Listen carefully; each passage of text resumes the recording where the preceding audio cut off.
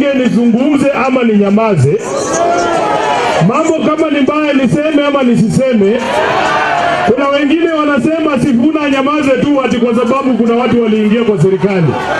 Mimi nimesema watu wa Nairobi nitasimama kwa ukweli, kuje mvua ama kuje jua, si ndio? Wangapi wanasema tuendelee kukosoa serikali wakati inaharibu mambo? Jambo la mwisho, nimeona Mheshimiwa Kalonzo, mimi nataka kukupea advice moja peke yake. Huyu Mheshimiwa Ruto ndiye akuwe rais, alikampeni miaka 9 straight. Alipoingia deputy president alianza kampeni. Saa hii tayari ameanza kampeni. Msiwachilie hii mtu atembee bila nyinyi pia kutembea. Nataka vile tumeanza hivi, yeye akienda mahali tunaongea na wananchi, yeye pia anasema yake, si ndio? Anasema ati watu wameanza kuhara. Lakini ukisikiliza watu wake vile wanaongea, hao jamaa wameingia baridi.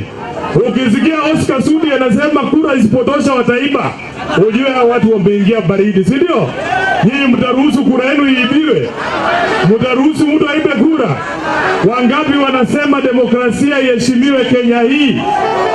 Asante sana watu wa Nairobi, Mungu awabariki. Mimi kama bado niko na hii sauti, nitazungumza kwa haki na kwa ukweli.